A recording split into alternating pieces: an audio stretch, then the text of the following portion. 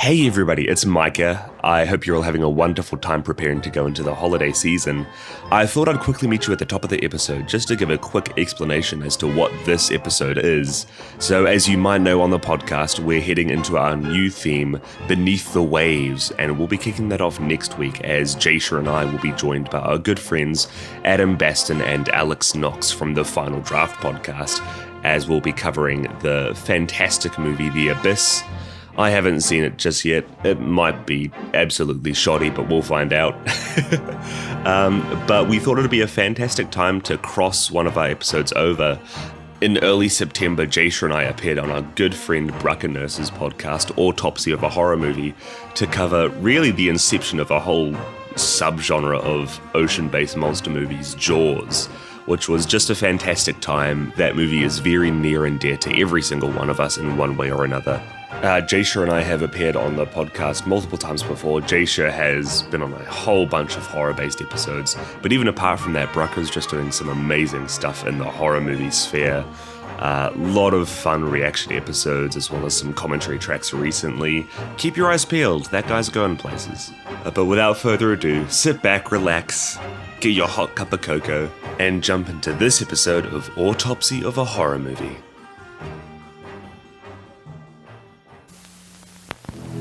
There is a creature alive today who has survived millions of years of evolution without change, without passion, and without logic.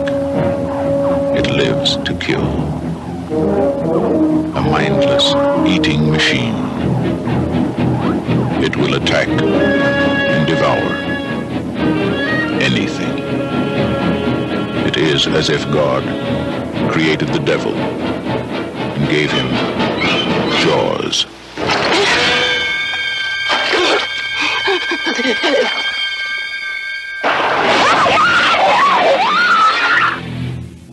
From the best-selling novel, Jaws.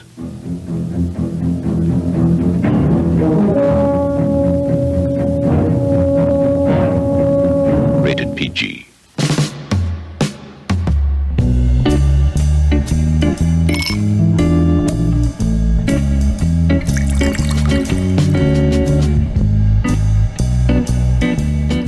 Welcome back into Autopsy of a Horror Movie. My name is Frogurt, and today on the show, I am joined by two very special guests. I am joined by Jasha and Micah Drake of the podcast Podzilla. Thank you both for coming on today. I'm so excited to have y'all on. This is awesome. I'm so stoked we could get on to talk Jaws. And Brucker, we were just talking about Jaws, but I mean, this is like your movie. As long as I've known you, you've just spoken so highly of Jaws. You've got so much like memorabilia. And you chose us. You chose Podzilla to jump on to talk about it. I don't think I hear the word Jaws anymore nowadays without hearing Brucker in the same sentence. So close. Oh man, you guys are you guys are too nice. Yeah, no, I'm a huge Jaws fanatic. It's one of my favorite movies ever. I think it's one of the best movies ever made. I just, it's a big one. It's probably one of the biggest movies I will probably ever cover on this show. I mean, it's huge. I mean, I hope we do it justice. Oh no, we got it. Us three, we're good. I mean, that's why I had to pull in both the Drake brothers into this. I mean, Jasha's been on the podcast several times, but ladies and gentlemen, welcome Micah, the other half of Podzilla. Hey, it's good to be here. It's good to be in the Orca with my two mates, just chilling, sipping on some whiskey. Oh, having a good time. Sharing battle scars, some sea shanties. Some Nerkles with each other. Yeah, this is good. Oh. Micah, I would like to hear, because I don't think I've ever straight up asked you, right? You love horror movies, right, Micah? I am the biggest fan of the slasher genre ever. I don't, all cards on the table. Yes, I host Italian horror you love? Italian horror? Yeah, Italian people are super scary. I don't watch a lot of movies. Whenever I do watch movies, absolutely enjoy the heck out of them. And it's at that weird point where anybody I chat to in my personal life, whether it's at work or in many of other of my hobbies or communities, I feel like I'm just too far into movies that I don't fit in quite well with them. But then when talking to other like fellow podcasters, I'm not far enough into movies to chat about it on their level. So I'm in this weird middle space. I do love watching horror movies when I get around to them, mostly through Jasha. We love our good movie nights. And I don't think there has been many horror movies out there that I have not liked. It's a real fun genre from the small few steps I've taken into it. Yeah, I mean, I'm not surprised that you do like horror, at least the ones that you've been exposed to, because, on Podzilla, covering all the different like kaiju movies and everything. I feel like all of that is kind of like a little pocket in the horror genre. Like I feel like that fits in there somewhere. For sure. I think definitely some of what we've covered, like the original Godzilla, is very dark and scary, and it's a big old horror film. And then we've done like recently just crazy Japanese horrors. Like Brucker, we had you on last year to talk Yokai Monsters, which was another weird of like real colorful campy, but still kind of horror with like vampires and monsters and stuff. So yeah, we definitely horror is within our remit for sure. And I think, Jaws, that's a big shark, Godzilla's a big lizard. Jaws is a big shark. It kind of works. Big enough to be kaiju sized, maybe? 25 feet. Oh. Yeah. Yeah. 25 feet for kaiju. I think you really start to get to kaiju territory once we get to like the Meg and the Meg 2. Yeah. But Jaws is like, a creature feature. And I was like, I gotta get my monster guys over here. Yeah. And so, happy to have y'all on all the way from New Zealand on these airwaves today. Braca, can I ask, is there a reason you haven't covered Jaws on the pod before? It's like one of those movies where, it's just like, it's like so big. And it's also kind of like, once you do it, you've done it. Yeah. And I didn't want to be cliche and be like, oh, it's the 4th of July. I'm doing Jaws, like how every other podcast would be doing. So instead. So we're doing it in August. Yes, doing it in August. And because also, it's the 50th anniversary. This movie was released in June 20th of 1975. So we're past the anniversary technically, but they're not releasing it back into theaters until August, at least here in the States. So. Yeah, we're getting the same over here. We're getting one. I'm looking forward to it. Yeah, I've actually seen this before on the big screen. Life changing. There's the sound is so much better. The colors are so much better. Like I don't know. It literally like changed my life seeing this in theaters. I can't wait to do it again. Would you ever do one of the like screenings that I see you guys do it over there when it's on the water? Like I would love to do big that. Screen in a pool. Yeah, that'd be sick. I would love to do that. I think my inner child will come out way too much because like I don't know if you. I grew up with this movie. I literally cannot remember a time where I didn't know Jaws. And like my dad had this on VHS. He had the VHS like the back when like they would do like the dual tape sets where you'll have like so you have like cool. one this wasn't like a Titanic situation where the movie was so long they had to put on 2 tapes. It was like one tape had the movie and then the other tape was like the bonus features, before you could have that menu option on DVDs. I guess I'm aging myself here a little bit, but and I literally cannot remember a time where I didn't know Jaws, and it's been fun growing up with it because as a kid, at least for me, like all like the stuff that was fun was like anything that was like in the water, like the Kittner kid stuff, especially them on the boat. This whole second half of this movie with them actually going hunting for the shark was like some of my favorite stuff as a kid. But as an adult, I've been kind of like, I still love that the second half of the movie is great. But I'm like, I kind of love all the stuff in the town with the townies, on Amity Island, and like seeing how like they're building the world and everything, and all like these just kooky characters that they have. I don't know. I'm like, I kind of like the small town vibe that I'm getting here. Like, I'm not like as a kid, I wasn't like, I'm not in a kid anymore. I'm like in a rush of like trying to get to the shark hunting stuff. I'm like, I kind of like interacting with these kooky people. It is real interesting, because I only saw it once when I was a kid, And I feel like it's a bit different here in New Zealand because we don't celebrate like 4th of July at all. It's just like another day for us over here. It would be weird if you did celebrate it, to be honest. honestly. Exactly. But I feel like every 4th of July, like on my Letterboxd feed, I just see everyone, all my friends and followers and stuff overseas just watching Jaws. And I'm like, I wish we had like some sort of connection like that to it because we wouldn't like, I wouldn't chuck this on often. Like my dad loved it because we grew up with like other Spielberg movies and Indiana Jones. Jaws was like in that upper echelon of this is a great film. Our dad was like the biggest Spielberg fan in the world, so we grew up on so much Spielberg. But I was introduced to it just with a couple friends. I think I had some friends coming over for a sleepover, and my dad was like, hey, you want to watch something scary? Jaws. And we'd already been like watching a whole heap of other horror films, and I feel like we put it on, and especially my friends, they were a bit like, they were just like, oh yeah, it was okay, it wasn't that scary, it's pretty old, and I really loved it, but I think my friends kind of ruined it for me in that moment. Jasha's in the corner, his mind's blown,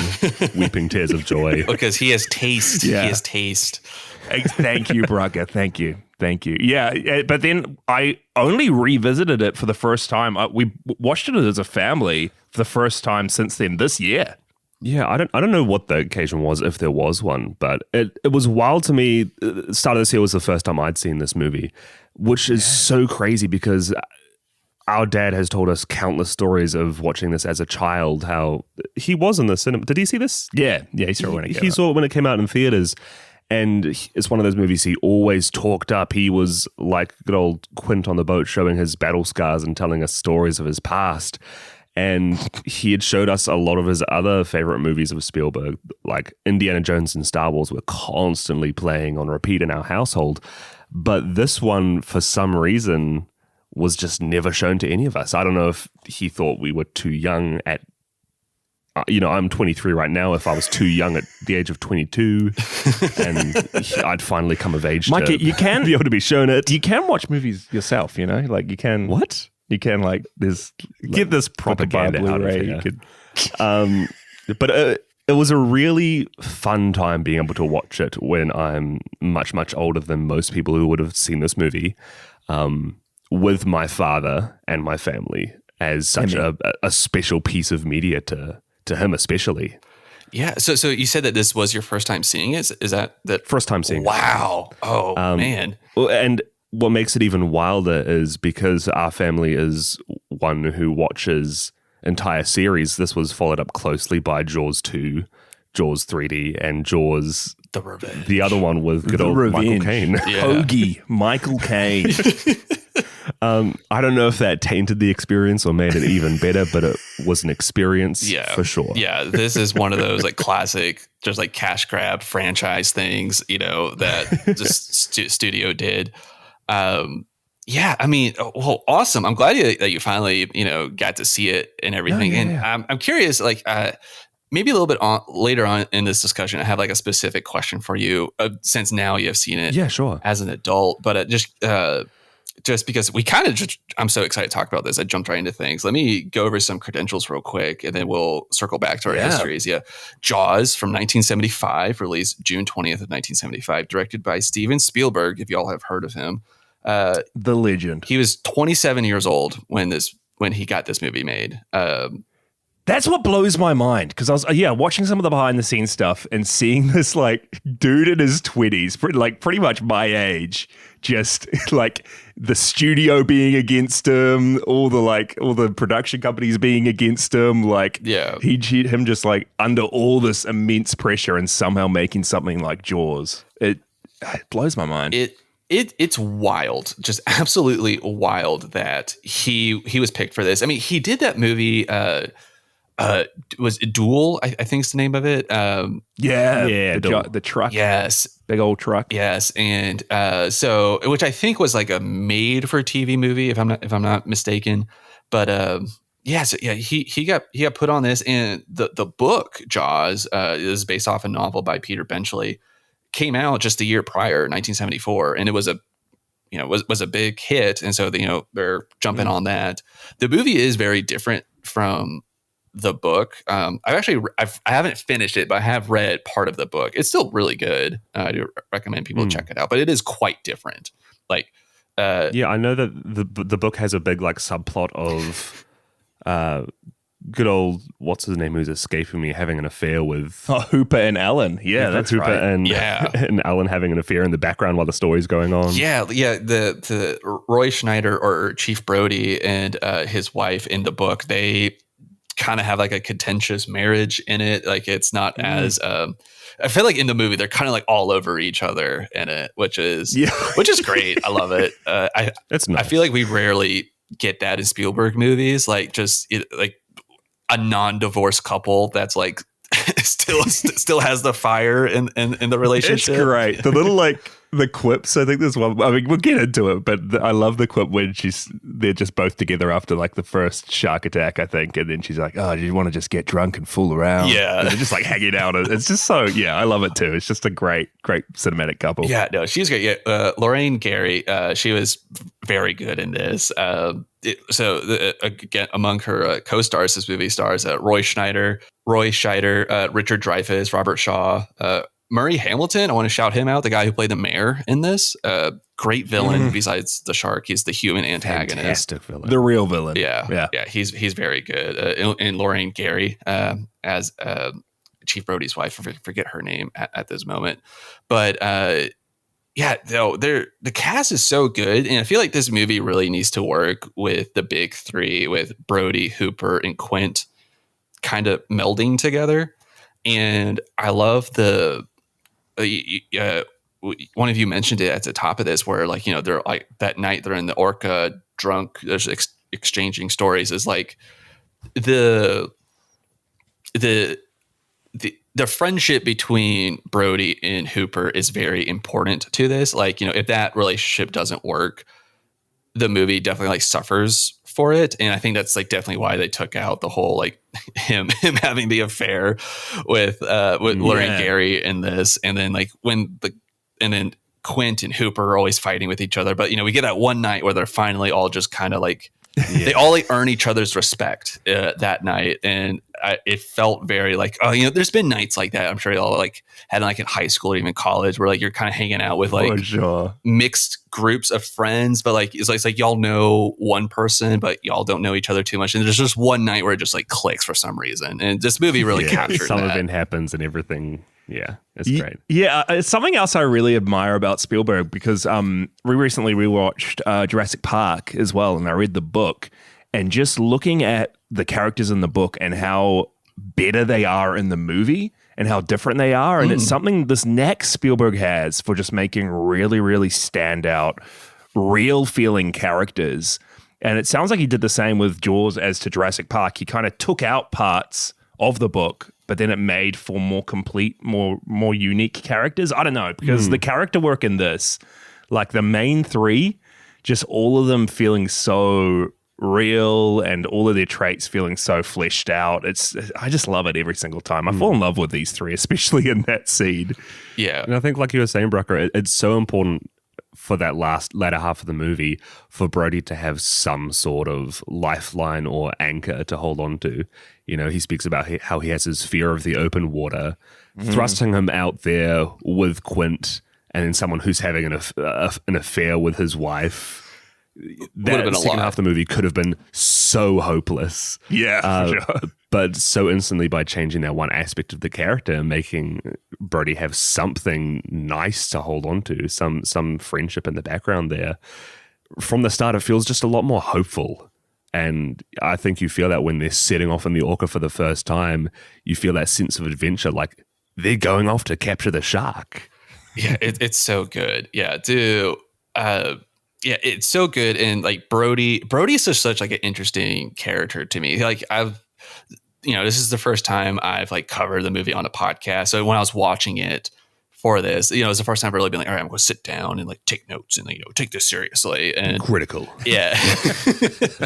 And I don't know, like Brody, I've always liked him as a character. I think Hooper is like my favorite though from the big three in this. I love Hooper, but I'm a Brody boy. I love Brody too. And like what really like stuck out to me on this watch was like really like his internal struggle of like him, because I feel like this movie is about, you know, facing fears in general. And, you know, this movie is the circumstances are Brody being him having to come to terms and needing to face stuff head on. And like, I think like one of the coolest like visual storytellings that they do in this is with the Kittner kid, when that shark attack happens, and you could see when Brody is on the beach, he's like looking out the water because he's anxious because he knows that there's a shark out there, but you know, he's been pressured by the mayor to not do anything about it, but he's anxious. He still is worried. He has that like concern. And when the attack happens, the camera is already on the shoreline, and you see Brody sprint, like, you know, full cop mode, sprint into action. But as soon as he gets to the shoreline, he stops. And then there's this brilliant pause, and then you see the wave of parents running into the water, but he still stays on the shore. And it was kind of like, it's like, oh, okay, this is his story. This is about something he can't get over, and like him being like the chief of police, like a person in power. But then you see all these other people who are not in power running into the fires, so to speak, and he doesn't. I was like, oh, that's so good that they're showing this here. It makes him deciding to go on the Orca so much more important later on. I was going to ask, because Brody is a very compelling protagonist, and I wanted to hear from your own voice what you think makes him such a great main character, because for a lot of this movie, I think going against the grain of most heroic stories or movies you would see at the time, this movie spends so much time on Brody showing just how distraught and scared he is of everything going on, of the many murders, of the ocean, of the potential of this shark, even before he really figures out what's going on. And in those scenes, you can see that this guy is a really haunted character, which, you know, you wouldn't see with most protagonists. I think you'd see a character like Quint, who would more so fit the mold of what you'd think of a really, you know, heroic captain trying to face this beast. And this movie chooses rather to focus on someone who is genuinely frightened of this creature. Just a guy in his rubbers, you know? Yeah, a guy in his rubbers. Well, you know, like you know, they say like directors like to kind of like cast themselves in these movies, and kind of like what y'all were saying with how much Spielberg was up against so much stuff. That's Brody, you know, like, and I think that's like why it kind of comes through, because, you know, Spielberg, he was going up against the studio heads, the actors, the crews. This is 27-year-old trying to like direct everybody. And Brody's kind of going with that. You know, he's not an islander. He's coming from a different city, a different state completely. And, you know, he knows the laws, but he doesn't know, you know, the unspoken rules of the island and everything. And there's even the whole conversation his wife has with somebody about how like, y'all will never be islanders because you were never born here. And so he's like constantly fighting against all like these just like bureaucrats and like the townspeople, and like people aren't, even though he is a sheriff, people aren't listening to him. So he has to get creative on how to solve it. He's a sheriff with very little jurisdiction. Yeah, I completely agree, because to me, like, the story of Jaws is this guy just with like a tremendous amount of like expectations on him. Like everyone, he's just against all expectations and against all like challenges in his way. He like overcomes them, because like you're saying, you got the mayor who just is expecting him to be a complete pushover. Yeah. You've got his wife when something happens, the first thing like she asks them is, oh, are we going to go back home? Like, are we not going to stick this out? She expects him to run from it almost. You've got his own inner turmoil and inner fears of the water. Like, just everything. The odds are all stacked against this guy, and yet in the face of it all, he like tries to do what's right and overcomes and succeeds in the end. So it's a pretty cool, different little story for a protagonist. Almost an underdog story, funnily enough. For sure, yeah. Definitely is. And the thing that like jumped out to me in this too is that like the problem he's trying to solve isn't personal, you know? Like this story could have been very easily, or the book could have very easily be written from like the point of view as like Quint or Hooper being like the protagonist in this, especially like someone like Quint who, survived the USS Indianapolis tragedy, and maybe has like some sort of vendetta against sharks. So this is kind of like his like own personal like revenge story. So, but like with Brody, he has no relationship with the besides the fear of drowning. We don't know what his backstory is there, but like, this isn't his hometown. These aren't his people.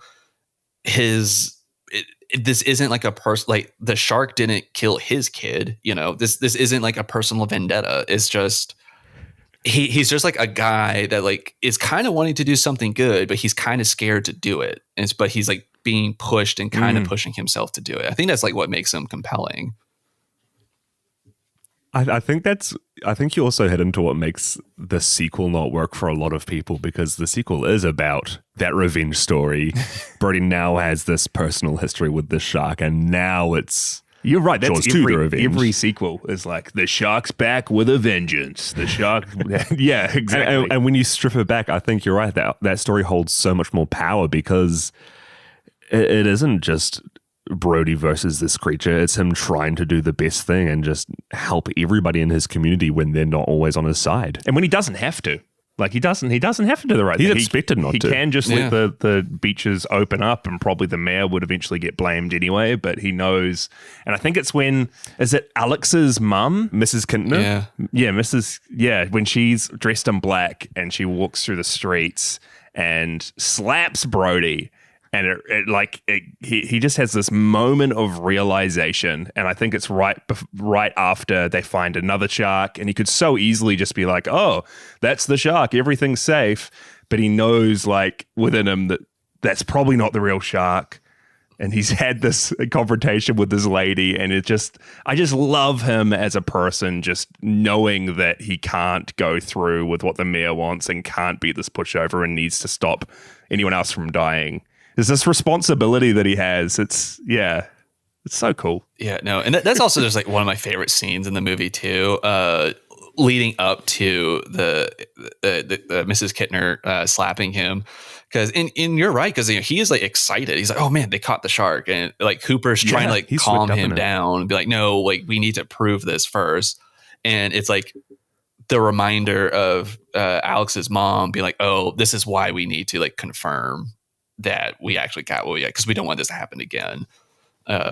It's so good, all of this. And also, one of the best line deliveries ever in cinema is with that tiger shark scene. Deep throat crack. Yeah, well, but what kind? What kind of shark? It's a tiger shark. A what? It just kills me every time. Dude, I hate everyone in Amity. I cannot stand, like, sure, yeah. But I can't stand them. There's that one scene at the start where Brody's on the beach trying to watch for sharks, and there's like this man who kind of kneels over, and you've got like the split diopter shot while this man's just talking about the traffic violations on his property and the traffic it's just like, dude, come on. Get some perspective. It's so funny. And the movie is just like ignoring him too. It's just like, like this is we're just gets drowned out by the rest. But no, you're right. There's like a bunch of kooky people here. Like they it was pointed out to me. I was listening to, there's a podcast I listen to called We Hate Movies, and they recently covered Jaws as a We Love Movies episode. And there's that night scene with the two guys that go hunting for it, and they like get that roast meat, and they put it on a hook and at night. It's like, this is my wife's holiday roast. And I never realized it, but it was pointed out to me. They're like, holiday roast, it's July. Like holiday roast is like Christmas, like Christmas time. Like what are they doing? And somebody pointed out, they're like, this is Massachusetts. For some reason, this is their like they would get a holiday roast for the 4th of July. Yeah. Like this is what they mean. This is the holiday season on Amity. Yeah. I also love the line at the start where that lady, I think they're on the beach, and her son comes in and she's like checking his fingers for wrinkles. Oh, that's she's like, oh, you're starting to prune. Yeah, that's the Kintners. There you go. And she's like, oh, you're starting to prune. Maybe only 10 more minutes. Is pruning bad, guys? I feel like I've stayed in the water until I've been pruned all over before. Is that? I looked this up yesterday. Am I in danger? I was so certain that this is just an old wives' tale. There's nothing wrong with being in the water after your fingers prune. But you know what? Good. You gotta like trick your kid with something. You'd be like, hey, like you see this? We gotta leave the beach soon. You see this? That means it's time to go. You're gonna die if those pruny fingers get any deeper. Yeah, you're going to look like Palpatine for the rest of your life if you don't get out of the water now, kid. But also, like, how brutal is that? You know, because she just says 10 more minutes, and then that 10 minutes is what leads to her kid dying.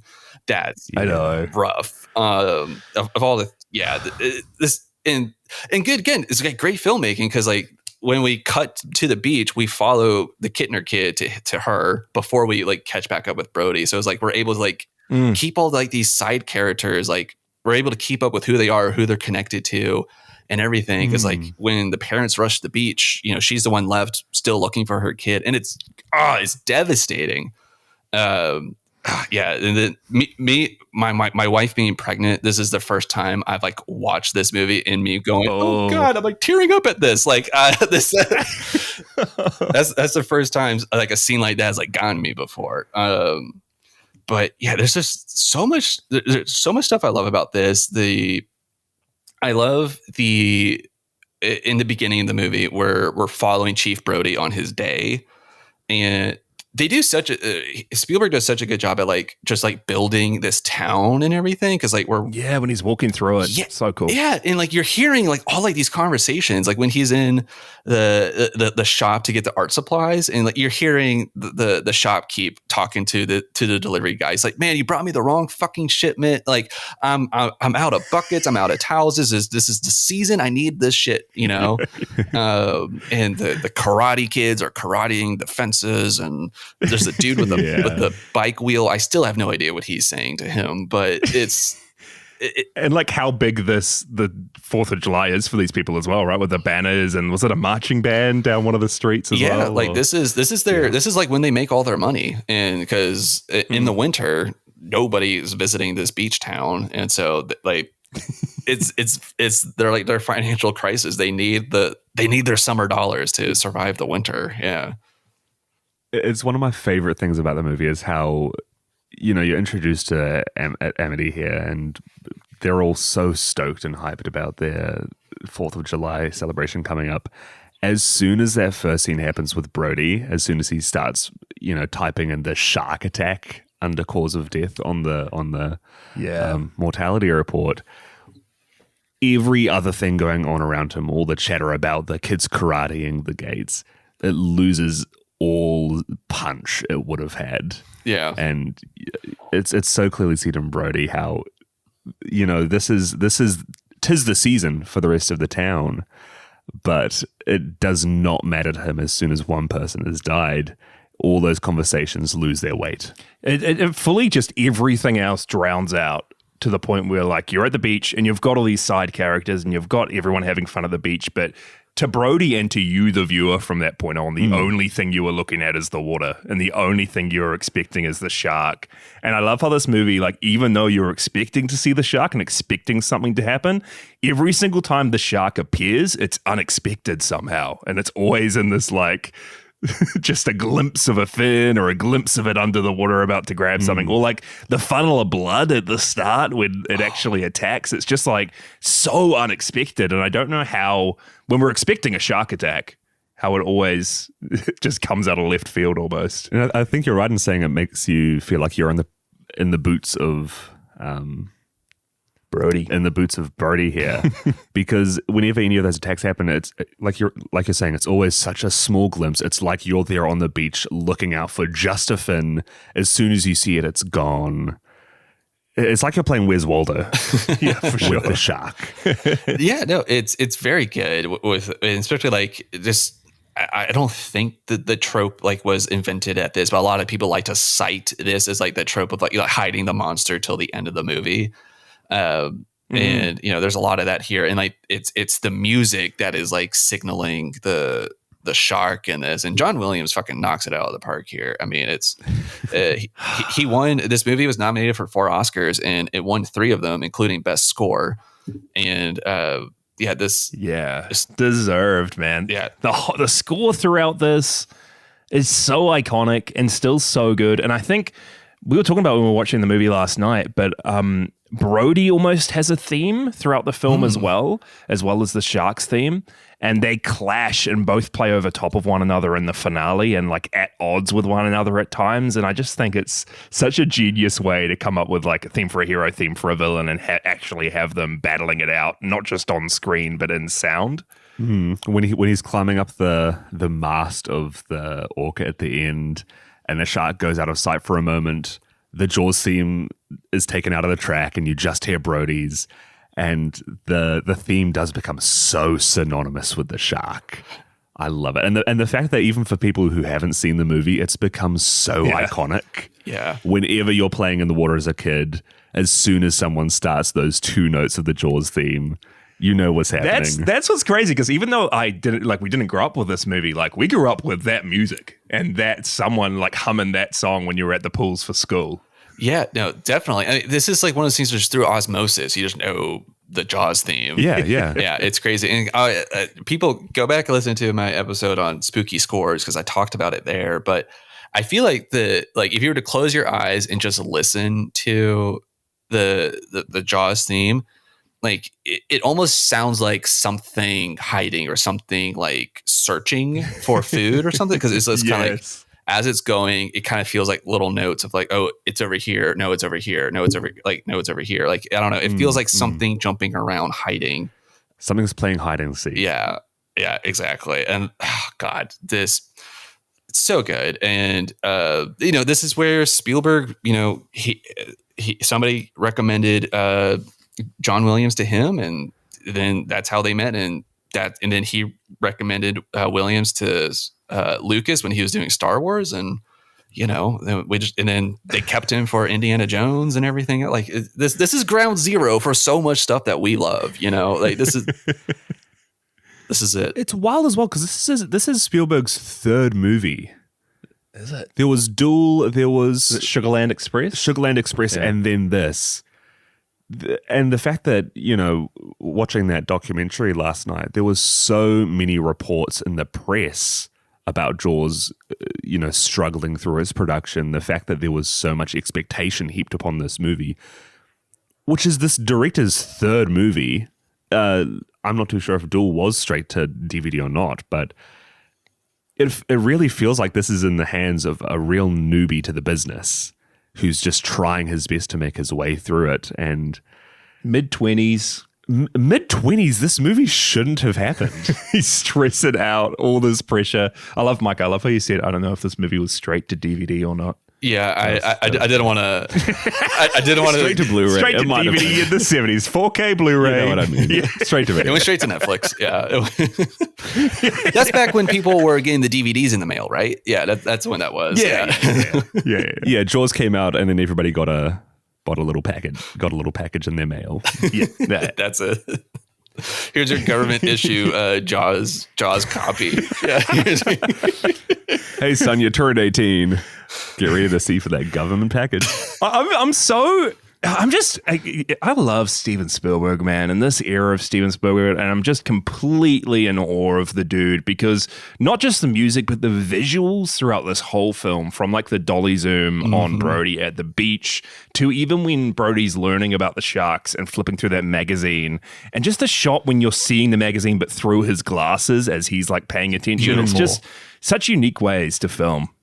It's so good. Where would y'all say like this like is on your Spielberg list? Like, Brackett, don't ask that question. I know it's like I think it's my favorite. It's one of those things where it's like, what have I watched most recently, kind of thing. Because like whenever I watch Jurassic Park, I sometimes go, man, I don't know if he's done a better movie. Like Jurassic Park is so freaking good, and then I go back and watch Jaws. I'm like, how the hell did he do this? Like, I don't know, man. And he's said that Jurassic Park is his like spiritual sequel to Jaws. It's Jaws on land, but I can see that. And I would also say like Duel was this like the first movie of that trilogy, because it's the truck in Duel is almost like this big monster by itself 100%. As well. Oh man. I often say, and like you're saying, every time I watch Jurassic Park, that movie automatically is one of my Letterboxd top 4 favorites. Yeah. Even though it's not on there, it's just because it's too good to be on there at any given point in time.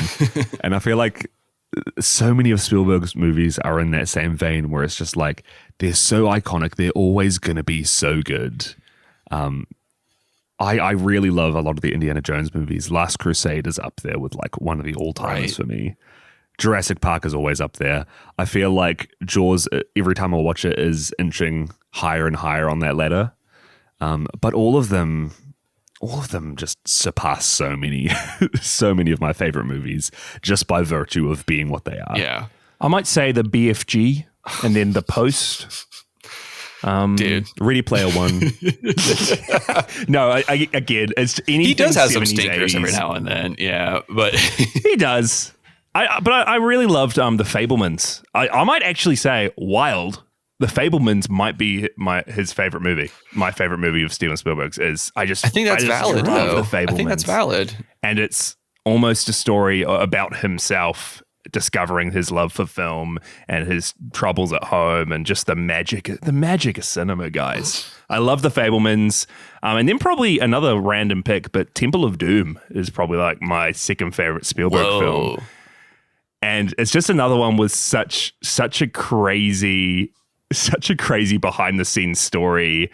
And like, again, because of Temple of Doom's, why we have like the M rating or the restricted rating nowadays. I think it's the M rating, right? The PG-13. Yeah, it's a PG-13 probably over there, here. Brucker. Yeah.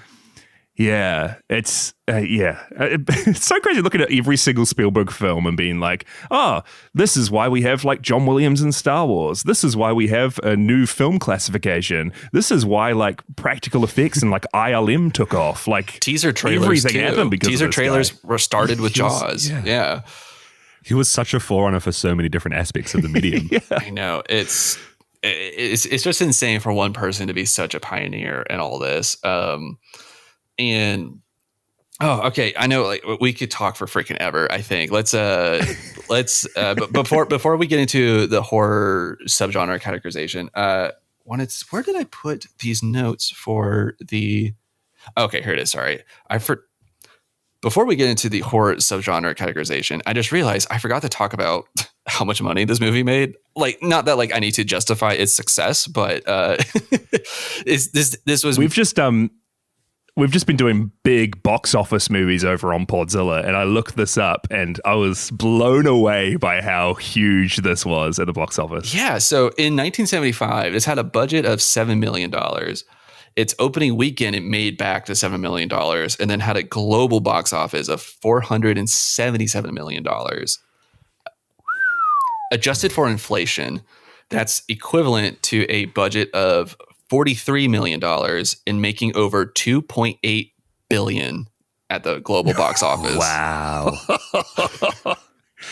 That is insane. That's crazy. And I think that number, though, that total number might be like including all like the re-releases too. Yeah. But holy shit. Take that, producers who were going to can this movie halfway. Yeah, I'd love to be in that like board meeting after they've put all this pressure on Spielberg and like hinted at 1,000,000 times they're going to shut the production down, and then seeing the numbers come in and seeing like the Academy Award nominations. And Spielberg's done it again. I hope he got a real good thank you, Spielberg. We're sorry, Spielberg. You're done. He needed good. an apology. He needed an apology letter. And I hoped he wiped that with. I hoped he wiped his ass with it. Yeah. Yeah. I would say fuck you, and you won't fire me because I just built your Universal empire. Your parks won't exist without me. Yeah, exactly. Have fun trying to keep Universal afloat with like your Psycho ride.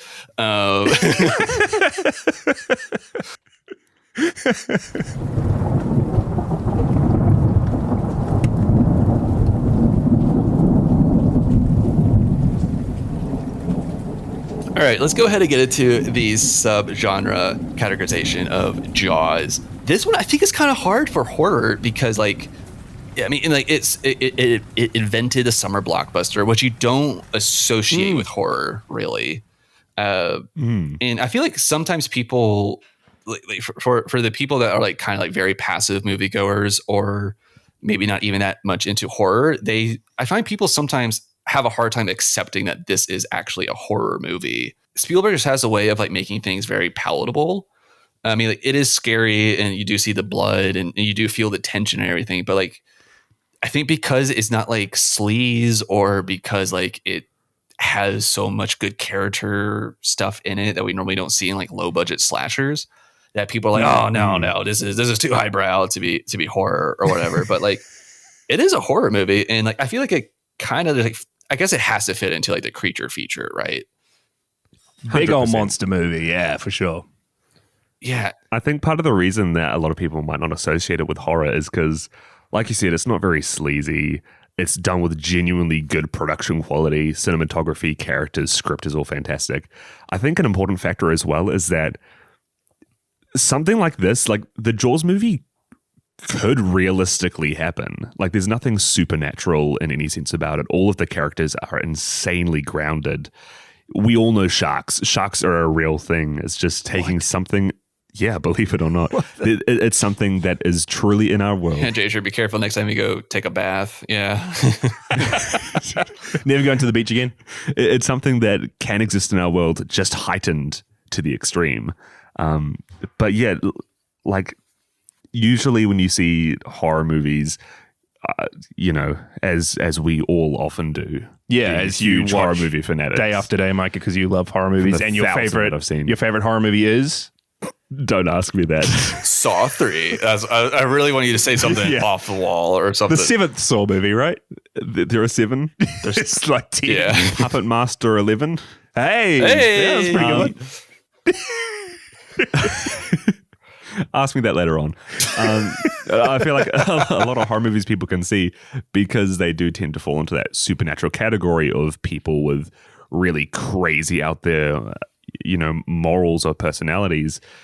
Every character in this movie is quite genuinely good-hearted, and a lot of people leaving this movie because the shark could feasibly happen end up going to those beaches and being all the more scared because of it. Yeah, it's not like a mutant shark or anything like that. Yeah, it doesn't fall into that sci-fi pulp horror, you know, region. It's very, very grounded. Yeah, but it also has like tones of the classic Spielberg, like almost like the adventure movie. I don't know, like the last half of this, when they're on the boat together and when they're like quipping and they're just like getting to know each other more and like enemies almost turn to friends. I love the scene where Quint and Hooper are bickering the whole time, and then when you see the scene of them both like fixing up the ship together, like both of them getting their hands dirty and helping each other out. It's such a weird like tangle of genres, because I would say like definitely like it's a monster movie, but it's also just this adventure film. It's got elements of like a family drama at times in the first half. It's interesting. Yeah, and I love everything you have to say about like kind of like the call to adventure that this has in the second half of the movie, because like it still like falls into, it's not a slasher, but like it still like has some of those like slasher-rific tropes that like Carol J. Clover gets into, like, because this movie does have a terrible place. It's the ocean. That's where the shark is, and the whole second hour of this movie is spent on the ocean. So it does kind of have that moment of like, all right, we're going into the evil lair. We're going into the cave where the monster is. And you see how isolated they are, because they did you see it in some shots if you're paying attention, but like they did a good job of like making sure to not capture the land in the shots when they're out at sea to make it seem like they are much further away. I didn't see it at all. I was, again, just amazed at every shot at the end there, how it makes it look like they are in the middle of nowhere on a boat in the ocean, just them three. Yeah. And they do such a good job of making it look that way. Yeah. And then they do the whole moment where Quint freaks out and breaks their radio. And he's like, we're here. We're on our own to kill this fucking shark. I love that moment. It's so great. And the fact that that's a breaking point for his character as well, but it doesn't immediately make Quint a villain for doing so. Like, he is, in his own mind, justified. He is the hero of that revenge story. This is his personal, adventure. This is his quest to try and finish, to slay the beast. Yeah, definitely.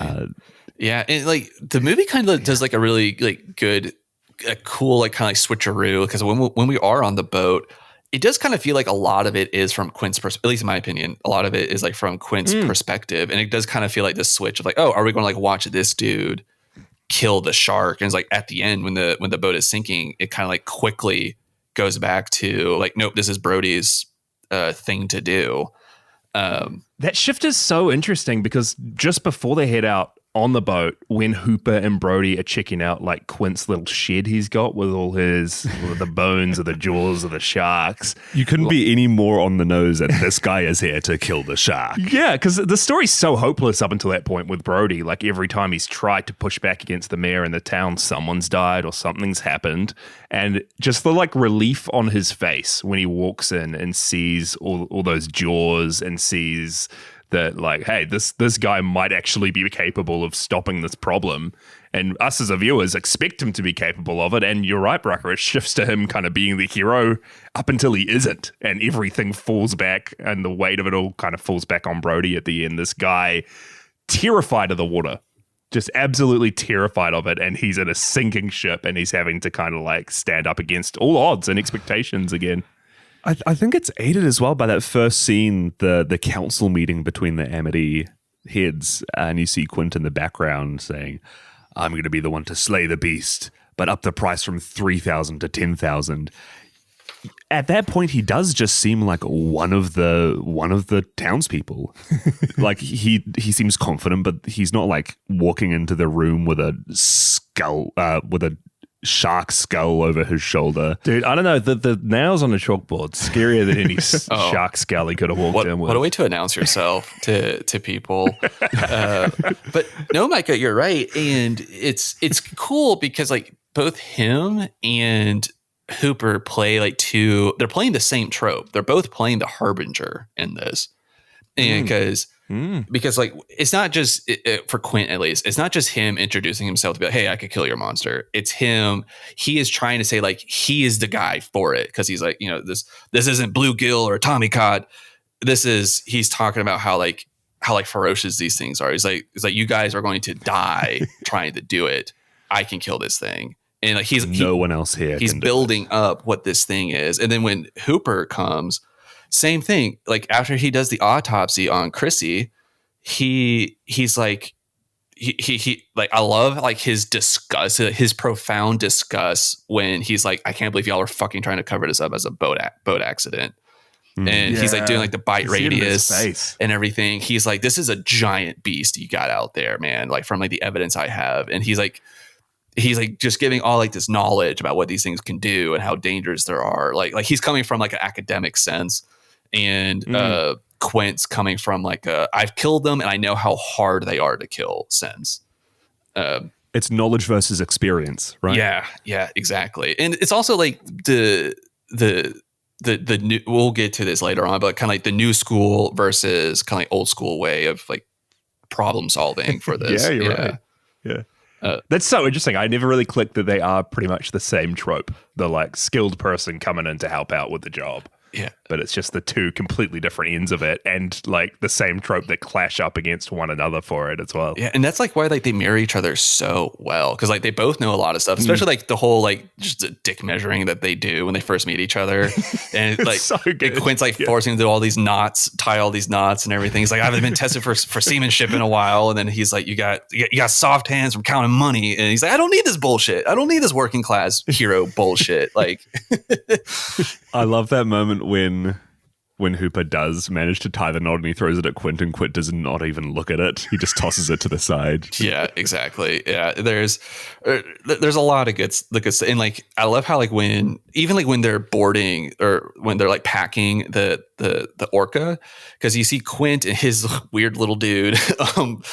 Why isn't that guy out on the boat? I know. I wonder if that was like a thing where Brody's like, I'm coming, but not with him. That dude freaks me out.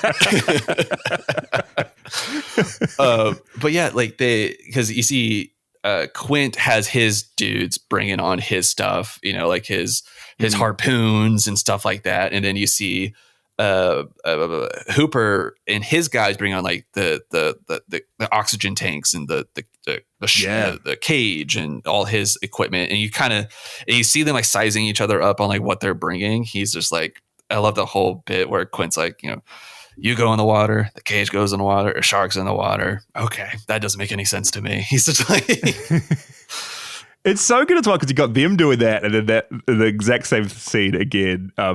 Brody's just showing up like a fish out of water in his rubbers, or just like completely unprepared with none of this gear, just fully like ready for the water. Yeah, and his wife is like, "Do you think you'll be home for dinner?" He's like, "It's like, just tell the kids I went fishing. I'm going fishing. Brucker, would you go? Hear me out, Brucker. Autopsy of a Horror Movie, Podzilla, work trip to Fiji, shark cage diving. Ooh, hear me out, man. Okay, well, first off, you gotta get me on a boat because I've been deep sea fishing before. Miserable. I was puking my brains out the entire time. Oh no, dude! You're the Brody. Yeah, I'm a Brody like times 10. I'm not scared of the water, but I will be throwing up. Like you wouldn't need a chum. I'll be doing it for you. Like I put Brucker on the back of the boat. Yeah, I would love to go shark cage diving. I mentioned this to Michael last night, but I was like, there's no, like, what are the negatives about going shark cage diving? What are the negatives? You get to hang out in the cage with the sharks. If you die, first off, yeah, you get known as the guy who died in a shark attack. That's pretty cool. Second off, if you get like a limb ripped off from you, you'll be the guy without a limb because of a shark, guy with the pig leg because of the shark attack. It can only make my life better. Jasha was going off. He's like, look, if I were to die, would there be a better way to go? I don't know. Dying of old age versus being bitten by a shark. Eaten alive at a young age. Yeah. The stories, the legends, the Jaws sequel made about me, I think this is what you got to do. You got to live to 70, 80, old enough, and then go shark cage diving. Unlock the padlock. Invite them in. Unlock the padlock. Shark cage euthanasia. That's what you're proposing. It's the only way to do it.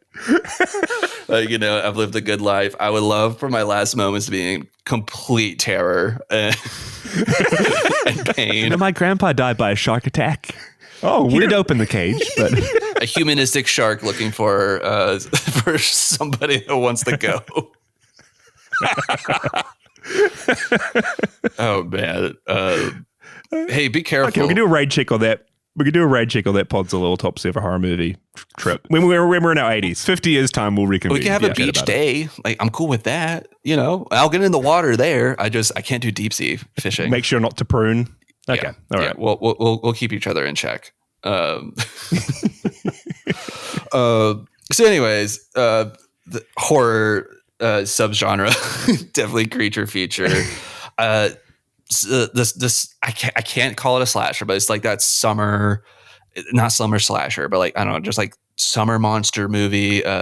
Maybe we call it a holiday movie with the whole 4th of July ness of it. It's a holiday film, for sure. Yeah. And I like the horror adventure angle that y'all took with this. I think that's a good one for it. Yeah, that sits well with me. Horror adventure movie. And Spielberg tends to do that. Like Jurassic Park falls almost under that same category where it isn't really a horror movie. This podcast begs to differ. We have a whole episode debating it. Everyone go check that one out. But yeah, no, I see what you're saying. What was the consensus? Yeah.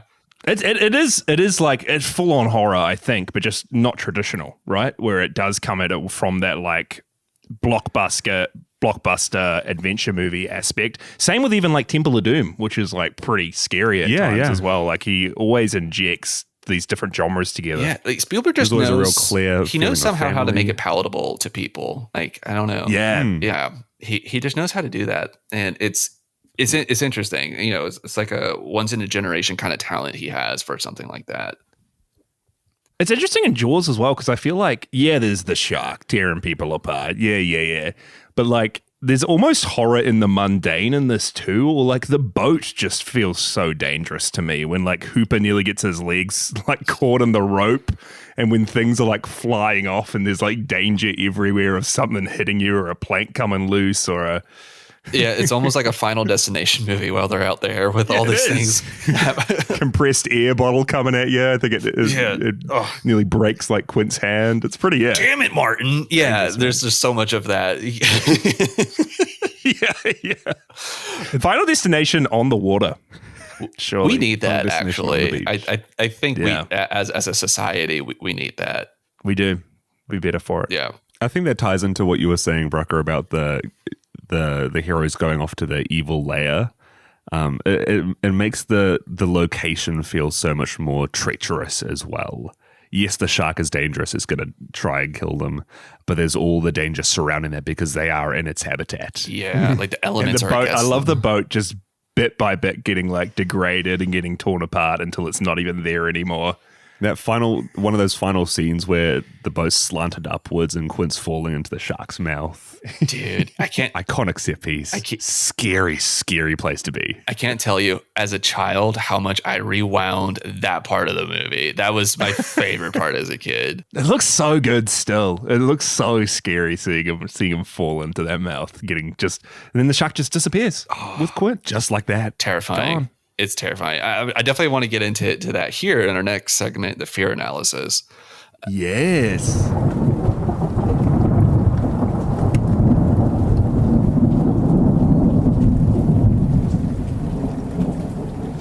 According to Dr. Carl Albrecht, there are 5 types of fears that humans share psychologically. And those fears are the fear of death, extinction, mutilation, body invasion, loss of autonomy, separation, abandonment, rejection, and then finally humiliation, shame, worthlessness, i.e. the death of ego. In Jaws, obviously, the fear of death and just bodily mutilation is like all over this. Being eaten alive and everything. It's in this. Yeah, for sure. I think the one that sticks out to me, though, which I think we've already really been over, but it's like the humiliation and kind of shame and worthlessness that Brody feels, or that people are making him feel, especially the mayor and even his wife at points, and the way he feels about himself, and him overcoming that throughout the film and rising above it all to be this hero against all odds is what kind of sticks with me. I love the scene. I love the scene when he's at home with his youngest boy and everything's falling apart and he's at the table and he just looks so depressed. Brody's just so depressed and he's almost given up. And then he sees that because he's depressed and given up, his son's mimicking that. It's like his son, the depression or the humiliation and worthlessness that he's feeling is almost like flowing into his son. So he actively makes a stand to turn from this place of depression into like this place of fun or bravery, and then he has some fun with his son and cheers his son up. And I'd like to think like that little scene encapsulates kind of how Brody overcomes his worthlessness throughout the whole film and like changes the town and changes everyone he touches, and it comes out the better for it all. It's by setting that good example for everybody else close to him. Even though he doesn't really want to be that good example, it doesn't feel like he should be.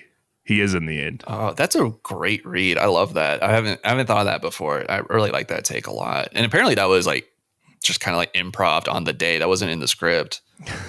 Yeah, that's crazy. Dude, we'll get into scares soon, but that little kid's like scary face he makes. Scarier than the shark. That is so good. But with the... Yeah, I know we kind of like touched on it, like with the death and mutilation in this, but I feel like they really hammer home like the mutilation in this, but like showing like the blood spewing from the Kittner kid. You see that the severed leg, also like Chrissy's body that washes up on shore, and when I think like they really, besides like the scary gross crab on her arm, they really like hammer home how much her body is mutilated by like when Hooper does his autopsy. And he's like, I'm ready to see the victim. And he's like, they're able to bring her out like on a tray. Like she's able to fit on this little thing on the table.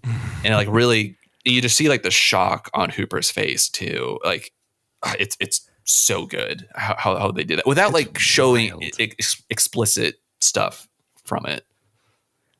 I feel like most times you see that mutilation or bodily invasion in those types of horror movies, it's usually pre-death. And having a movie that hits so well home on how, yes, the death is scary, But what everybody else sees of you afterwards is almost scarier. Like the way that people see that you've gone, that you've died. Hooper does such a good job. I don't know the actor's name, but the instant that he sees that body, you see he is so scared and so shocked at just how mutilated she is. His reaction to it makes that scene. It does. And just Richard Dreyfuss is going 100 miles an hour in this. You know, he's doing like the little like headset recording for it. And he's like having to like bring like, you know, he has the shock of it. He has to kind of like bring himself back into this. And he's like, can I get a glass of water? Do not smoke in here. Yes, I love that. He's like, do not smoke in here. It's so fucking good. And that line is like how he like ends the scene is so good. He's like, this wasn't a boating accident. And he looks at the person who did the original autopsy like in shame. And he's like, this wasn't a boating accident. This wasn't a reef. This wasn't a Jack the Ripper. It was a shark. And I don't know. And that's how it ends there. I don't know. It's just so good. I also feel like that there is a lot of like fear of separation in this, like metaphorically them being on an island, and Brody kind of feel like he's on an island because these aren't his people. He doesn't know too many. Them being out at sea, all that stuff is so good. From the start of the movie, Brody and the rest of the town, how he feels just on a completely different page to the rest of him. He's the only person who does sense this terror, and by proxy, I mean, when they go on the little ferry across the boat, and the mayor and his fully traps him, his goons swarm him like sharks after their prey, out on the water, which we know is Brody's fear at this point. There's a scene as well that like whenever, I think his wife says whenever he's on the ferry, he stays in the car. So it's interesting as well that like in that moment there, he's choosing to like actually look out at the water. He's out of his comfort That's where the zone. sharks get him, the mayor. He's on a different page entirely from the rest of the town. And it's not one of the ones listed here, but this movie does deal a lot with just fear of the unknown as well, which I think taps into all of those fears as potentials. But right from the start, all Brody knows is that there is a shark. Throughout the movie, everybody is discussing and theorizing just how big this creature is. When Brody's doing his research, he's in a state of shock, being like, people don't know how long sharks live for. They could be around for thousands of years. It's like him doing what I would say like Sarah and Kelly from the podcast Final Girls, like what they term it. He's doing his Final Girl research. You know, he's not in a library, but he's checked out a book, and he's doing his research on the monster. It's Brody's our Final Girl. He is. I love Chief Brody, Final Girl. He's great in this, you know. But no, I like that. The fear of the unknown, I think is really good in this because kind of like what you were just saying, Micah, too. But it's also like they don't know like what this shark is capable of, too. Like because like, it seems like it's not supernatural, but like it seems like this is just like a much bigger and stronger shark than like we're normally dealing with, and this is bizarre. And you get little hints of it, like with the Ben Gardner scene. And him and Brody, after the fish autopsy, they go out at night and they find Ben Gardner's boat, and you get the jump scare with the severed head, and you see That's right. is that you see the aftermath to what this shark has done to not just a person, but to actually a boat, to what it's done to it. So it's just kind of like giving you ideas of how big it is. This whole movie, the lens is focusing more and more on the extent of what this creature can do, and it all comes to head at that moment. We're going to need a bigger boat. They finally see the shark in perspective for the first time. And even then, I love that scene of Hooper trying to bring Brody out to the front of the boat to try and get a photo of it in the foreground just so they can size it up. For scale my ass. Yeah, it's so good. And it's funny because like, again, it's like showing the like characters like Hooper have such like a natural like curiosity and wonder about this. Like for him, it's like, you know, this is like still a dangerous beast, but we should respect it. And like, this is like a really cool thing to study. And Brody's just way too scared. He doesn't even want to get like near it at the end of that, of the boat. It's like also like research versus survival. Yeah. And but like, it also like shows that like like Hooper has like a natural like respect for this, but like he's not scared to go on the boat. He's not scared to go on the boat and hunt for this shark. Brody is, and like scenes like that still show how like, you know, this is something that Brody is actually facing. The other two are just doing it. Yeah, and it's a weekend hunting trip for them. Yeah. This is, you know, I love how Hooper had like a big trip planned, like scientific trip, but then he cancels it because he's like, yeah, this is where I'm meant to be, out on the water, like going after the shark. He's like, why would I go out there? I got a great white here. Yeah, it's it's fantastic. In terms of like scariest scenes from this movie, I feel like there's so many to pick from. One of my, I don't know if it's my favorite, but one that I have pretty high on my list that I'll just use to get the ball rolling is, I mentioned it earlier, but it's those two guys that go out on the dock at night to like hunt for the shark to try to get the Kittner kids reward for killing it. That one's really good because there's so much good like tension building they're doing with like, you know, the score comes in and then the dock turns into the shark. And the thing that's scary about it's a close up on a dude's shoes slipping, not getting traction on the dock. That's the scariest thing you've seen, but like it works so well because you understand this timing of the dock that is the shark coming to him. I have that as like one of my favorite like scariest scenes from this movie. I love that whole sequence. It's so fun just to like chuck another completely like disconnected scene in there of just the shark a shark attack at a real different kind of location as well. The scariest scene for me is always the scene. I think it's after the fake shark attack on the beach. After the Brodies have let Alan's let their sons out near that little, I forget what they call it, but under the bridge, the pond, the shallower. Yeah, the shallower the pond. And then you realize the shark's over there. And there's one scene when I don't even know if the music's fully playing yet, but you just see like the side of the shark as it comes up to try and grab one of them from under the water to start that shark attack. And it's just so, again, just the glimpse you get of it, how unexpected it is and how you see way more than you expect to see as well. And then it gets the aftermath with like the leg and how scared these kids are. It's really sets off. It's just that shot of the sideways shark under the waves. It's so good. It's one of my favorite stills from this movie because it's like the first time you kind of get a glimpse at its face. Yeah, it's so good. And that dude, he's just complete like red shirt fodder. He's even in a red boat, I think. Like he just shows up. He's like, "Hey guys, what are y'all doing?" It's like, "I'm here to die." Directly between the shark and the kids in the path. That's a great scene. I'd say two for me. I'd say one is the Kittner kid death. Just seeing the eruption of blood in the middle of the water, and still at that point where you only see glimpses of like the shark's fins, and then you just see red permeating around everyone. I think that's just a great use of that special effect.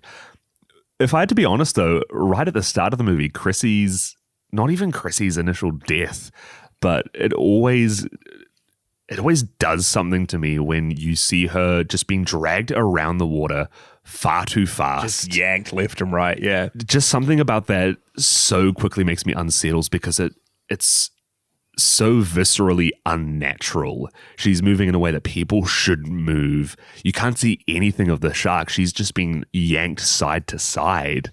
There's something about that just makes me really creeped out. My skin starts to crawl whenever I see it. And they kind of drag it out too. Like, you know, there's like moments where like for a long time. There's like moments where like it stops and she's like able to catch her breath for a little bit, and then you're like, okay, maybe she's going to get out of it, and then no, you see she gets attacked again. Like, it's. And credit to the actress too. I think like she was actually like a stunt person that they just like, we'll just cast you for the role. That's cool. Yeah. But yeah, no, it's probably one of the most iconic like death scenes in a movie or like opening kill at least is Chrissy's death. I mean, it really sets the tone for the movie. And there's the classic one as well when Brody's just chucking out chum like he usually does, and then we see the shark behind him, that it's almost him being like, well, was it actually just there? Did I actually just see that? And like walking in to talk to Quint and Hooper.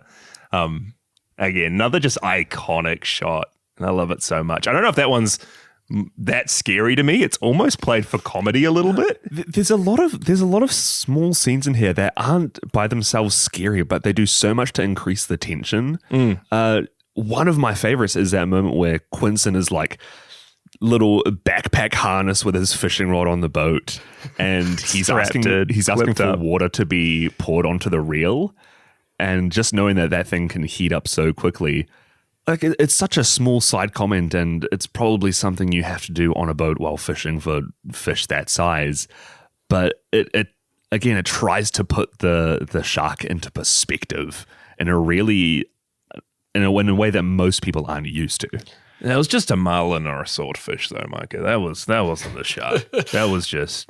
I love Hooper's denial for everything. He's like, nope, that's not it. You're wrong. It's so. Might as well just bring the reel in. When he starts pulling those faces as Quint walks back into the cabin. It makes me love the character so much. Just I love Hooper. Stuff he gets. He's so unserious. I mean, he's actually serious, but no, he's just great at this. He's like, it's funny because he's like very like unapologetic about just stuff like when we first were introduced to him, he's trying to get the guys off the boat because they're overloading it, and he's kind of like, those guys in that boat out there. He's like, yeah, they're not going to make it out here alive, and he's just kind of like, fuck it, not my problem. I tried. I love just how unapologetic he is with that attitude on things. So sure of himself as well, which you wouldn't really expect, because you kind of like expect him to be this nerdy out of his depth character, but he isn't. He is playing this really like intelligent guy, but one that's super, super onto it, super sure of himself. Oh, yeah. Yeah, absolutely. And like, it's interesting because like we learned that he comes from money, and that he doesn't, like need to be doing this, per se, because it's not like Quint, who he's a fisherman, that's his job. And like him getting quote unquote like bounties like this is like, what keeps his livelihood going. Like Hooper doesn't need this, but he just does it because he likes it for whatever reason. And I love like that. It's his passion project. Yeah, exactly. And I love that them showing like how Hooper and Quint are kind of two sides of the same coin almost. Because when we're introduced to Hooper going out on the boat, we're seeing him in his nice, like almost looks like a yacht, white boat with all this tech and everything. And then when they go out on Quint's, it's made out of wood. It's, it's weathered, and it's, it has like leaks and stuff, and it has like old school like harpoons and like nothing to detect a fish. He's using barrels to track them, while Hooper's using like actual like shark dart detector stuff. So I don't know. It's kind of cool just seeing like the old school versus new school in this. And that moment specifically with the shark dart, when like Quint's expecting Hooper to be quick and to quickly do something and get the harpoon or get the barrels out, and then Hooper's taking the time and kind of stuffing up the Quint's plan because he wants to put the dart in there or use some of his tech or do it the way he thinks it should be done. Mm-hmm. Which really doesn't come back into play, really, like the little detection things. I kind of wish that did come back into play, like him having a little, I don't know, radar thing to check on it. I don't know. But the shark jump that you talked about, Jasher, where Brody's kind of chumming and the shark breaches. I don't know if this was in the doc y'all watch, but in one I've seen before, that it's supposed to be like a jump scare, and during like test screening, the jump scare was really good and effective. And Spielberg said that he kind of got greedy. He wanted like another jump scare in the movie. So then they went and shot the Ben Gardner scene where they go out and find the severed head. So that was like filmed after test screenings because he wanted one more scare in there. And he said then he realized after he put that in there, people jumped at the Ben Gardner thing, but they weren't as scared when the shark came later. And so that's interesting, eh? And that jump scare, I think it's like the severed head. I mean, is also, I think, an all-timer for jump scares. I feel like that ends up on people's list whenever they talk about it. Yeah, Yeah, I really love that moment too. See, horror movie through and through. If the director's going back to put in more jump scares.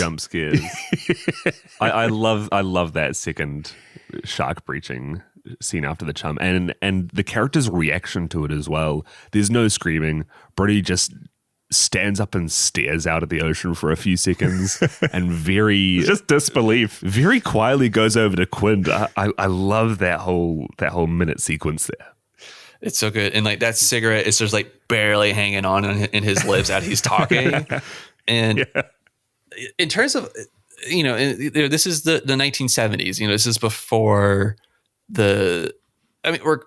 Halloween hasn't come out yet, but like Texas Chainsaw Massacre has and Black Christmas has by this point, just a year prior. But like, we haven't really gotten into the slasher boom yet.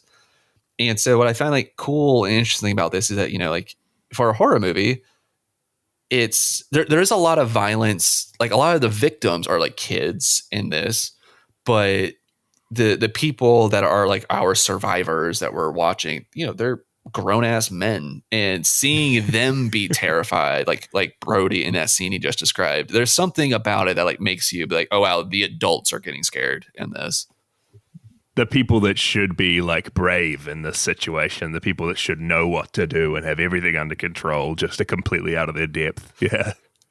Yeah, definitely. And like I think that is what makes Quint's death so scary to me. I mean, besides the whole thing, because they do drag it out again. You see him slowly be slid into the shark's jaws and the whole chomping down and everything, but we've seen Quint as like a very like tough and gruff guy, and now we're seeing him hyperventilate as he's like going to face this shark, and it's like, oh shit, that dude, even in his final moments, is terrified.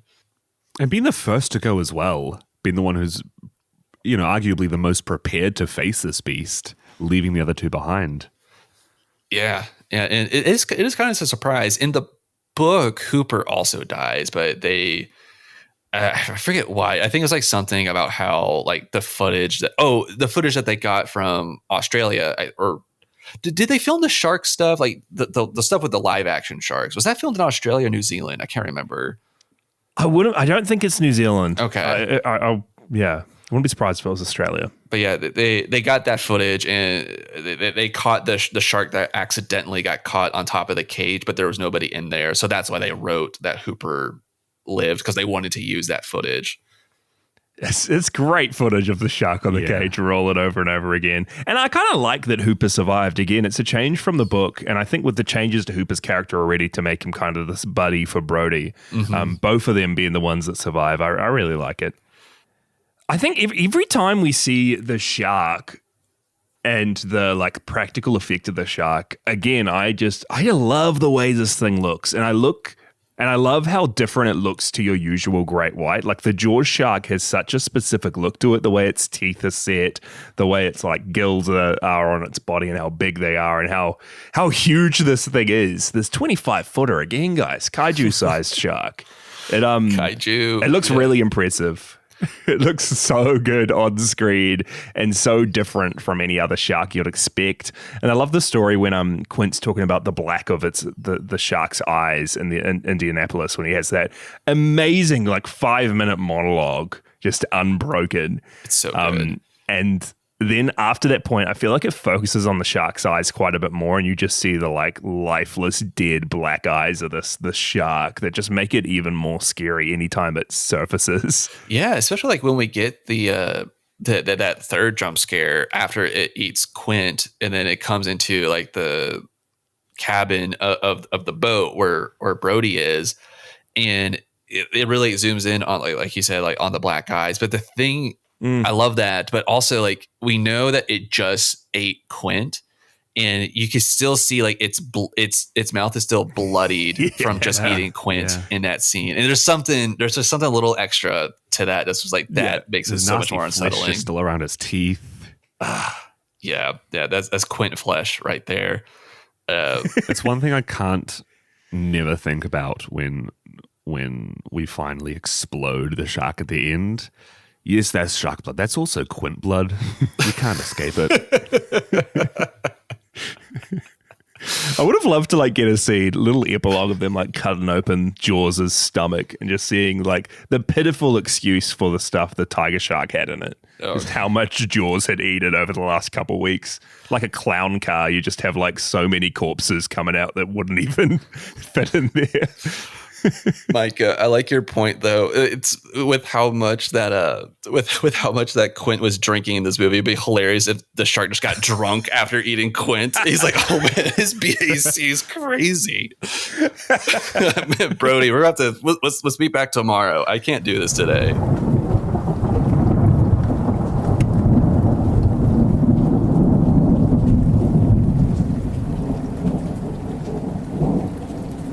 Okay, getting into the message of the movie. Any sort of like message or interpretation you could take away from this. Feel free to. I kind of like to say put it on like a tinfoil hat theory for this. This isn't like a super unique take, but every time I watch this, I'm kind of just like, yeah, this movie is about like facing fears and like facing problems and like problem solving. This is Brody's problem, but it's surrounded by his fear of the water. And while he like seeks out help from Hooper and Quint, who don't have a fear of like the water, but like, they're both capable and knowledgeable to like handle this situation. And they both have their own approach. You have Hooper with like the new age kind of, I guess I would say like progressive view on how to like fix a problem. And, he has a track record of it working in his own experience. And then same thing with Quint. He has a track record with like the old school method of doing it. And it's not really saying like one's better or the other, but like, it's just that like, it's not their problems to solve. Like this is Brody's problem to do. And he has to like face his fears to do that. And his fear is the water. And I think like this movie at the end with him killing the shark, I think it's so like poignant that he's on like the post thing at mast. Thank you. As the boat is sinking. And it's like, once he's able to kill the shark, he then like enters the water. And it's like visually him getting over that fear. And it's also kind of cool that he's using both the tank that is part of Hooper's like progressive methods, but also using a gun that is definitely Quint's old school method. And he's using both of them to get over this problem. I don't know. So like, and finally saying in that post scene as well, when him and Hooper are swimming back to the shore, it's like, why was I ever afraid of the ocean? Got so long to swim back to Amity. Yeah. And like they've killed the Jaws shark. That doesn't stop the fact that there are other sharks out there. But it has taken away the problem, the big villain in their mind finally. He has like fully defeated that fear almost by the end of it. And I think my read's exactly the same as what you mentioned, Brucker, that it's kind of this like real classic arc of like rising to the challenge, facing your fears, overcoming them. But like also just a classic like good versus evil story as well. Like this evil in the shark that's kind of infecting everything and disrupting the town, and then Brody standing up against that. Also, maybe a crackpot theory. The International Fishing Society. This is probably just a bit of propaganda for them because, man, they made fishing look so cool. That little strap-in seat that Quint had, that reel, the harpoon, I know the sound of the leather straps and everything. Yeah. Yes. All the gear. I'm going to start fishing. I'm going to do it. I'm so my read's the same. I love that it's not exclusively the old traditional ways or the new progressive ways, but a marrying of the two that leads to being able to solve those problems. And like you said, Jasha, just rising to the challenge to defeat the evil. Brody getting over his idea of having the mayor trying to cover up what he's doing, and then after that slap from Mrs. Kintner, trying to do it just because it's purely the right thing for the town. More on your crackpot theory as well. Yeah. It's so surprising how a movie about trying to boost the promo for beaches around the place. when this movie came out, it would have made such a dent in all of the beaches around the place. I imagine people just stopped going to beaches Half entirely. the world's population just no longer swimming. If there was a town like Amity, it would have lost business after this movie came out. Yeah, I mean, like, I don't know. I would have been in the water, right? Is there a better way to go?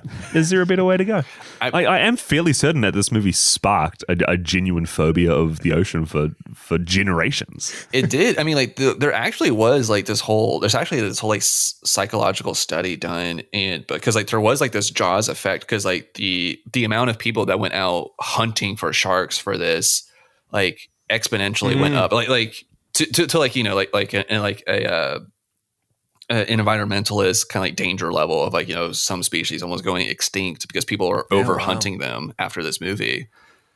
Because, you know, they were seen as like, hey, this is a threat we got to go get.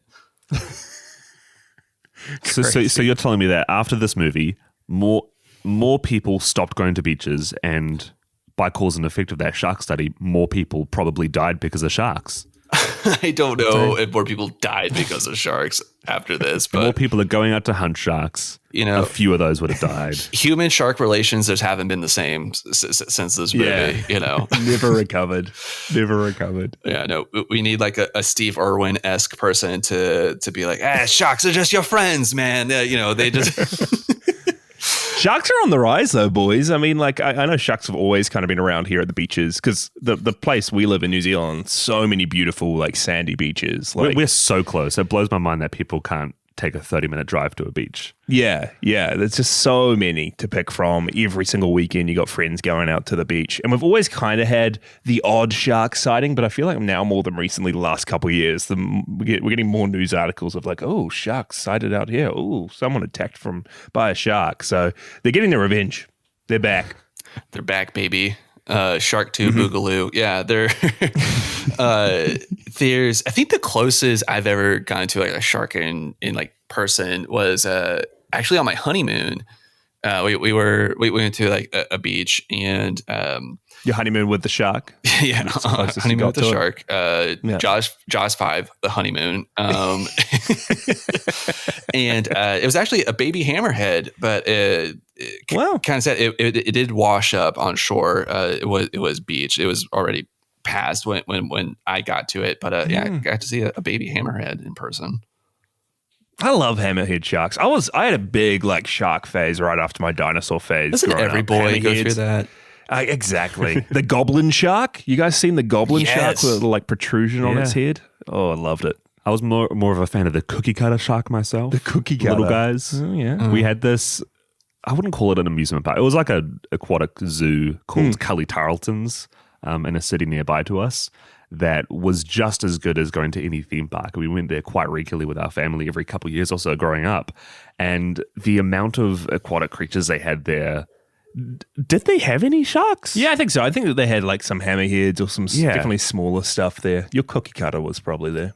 It absolutely was there. I remember seeing it and being afraid to put it was in like there was no barrier around it. It was like in the middle of a room in a circular tank. You could put your hand in, and the thing about sharks is they have this like circular mouth, which is why they're named that if they bite onto things, they quickly rotate their mouth to effectively cookie cut out of the flesh of whatever it's trying to eat.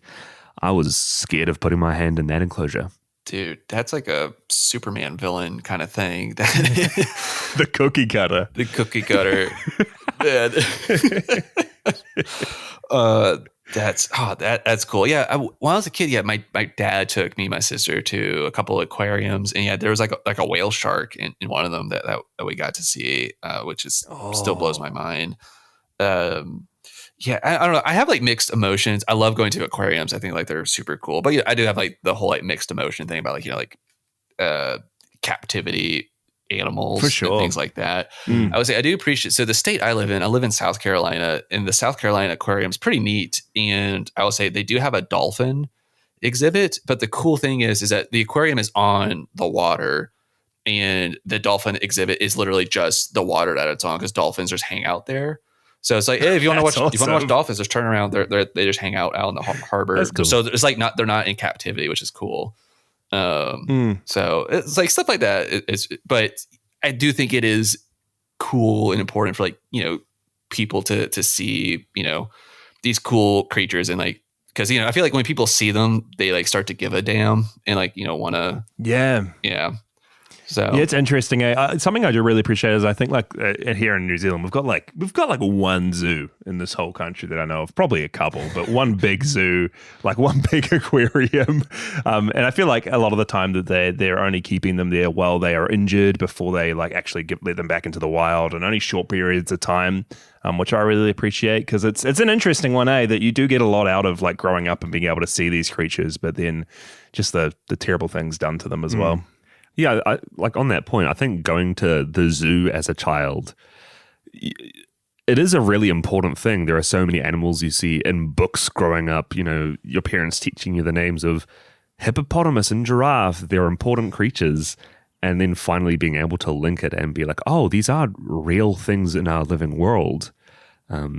It's just mixing that with making sure that it's ethically right, which for a lot of people is super hard to do because it's not something that you can change a lot of the time when there are these, not corporations in the evil sense, but yeah, there are these corporations. SeaWorld, dude, SeaWorld's Jaws bad. 3 guys, Yeah, dude, the stuff they're doing, the sharks, the stuff they're doing. Yeah, have y'all seen Deep Blue Sea? Yeah, I love Deep Blue Sea. Yeah. I ironically really love it. Dude, I know, it's so good. Micah is probably the best non-Jaws shark movie that you'll see. It's wacky as hell, but it's like it definitely name makes it sound just like it's a National Geographic David Attenborough. Just a real nice documentary. Yeah, really nice. Oh, yeah. Samuel L. Jackson has nothing befall him at all. He makes it out alive. Yeah. Him and LL Cool J's in it too. LL Cool J. God, dude, what a wacky movie. Watch that and Starship Troopers and get back to me on how you're feeling. You know what? I will. What a weird back-to-back that would be, Jay. I don't know what that will do to a person. Brucker, don't trust him, man. He's going to say he's not even writing this down right now. He's got his phone out. He's not. Hey, you can't trust this guy. I'm making a letterbox list. Dude, oh man, you got to do the commentary track for those movies. But it's one commentary track, the back-to-back. I'm calling the letterbox list The Nursery. Wow.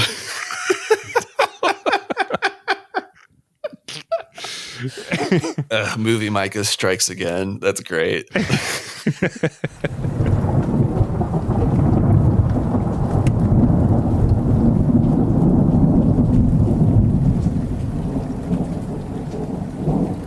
Alrighty, getting on to the final segment of this episode for Jaws, the Cabin in the Woods trinket segment. So what is a good movie proper item from the movie Jaws that you would put in the cabin in the woods basement? I just said that so weird. To summon Bruce the shark. And I feel like we have to change this because if we're doing cabin in the woods, there's no beach. So like, is this like a haunted beach house that we're doing this at? I've seen there's like some clips of the horror game Dead by Daylight, and someone made like a concept of how you would play as Bruce the shark as the killer. And it's like everything's covered in like this thin layer of water, and he's like swimming around and then jumping up to put people on hooks. So maybe it can be a flooded out cabin, you know? A flooded out cabin. Okay. I mean, that's underwater. Something. Yeah. That's something. We'll take it. All right. I'm curious to hear what we all have. I feel like there's so many like just props and movie like items from this that I want to put down in there. Michael, let's start with you. What do you have on your list? Top of the list for me would probably be that sign that Brody makes at the start of the movie. No swimming, hazardous area, beach closed. Brilliant. I love that pick so much. That's so good. Purely because it's iconic. In my mind, that is something that has a tie to the town as well, but also is created purely because of the fear of the shark. It's iconic for me.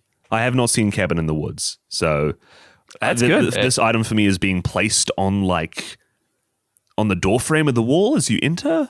Okay, yeah. Or maybe it is right outside by the pool.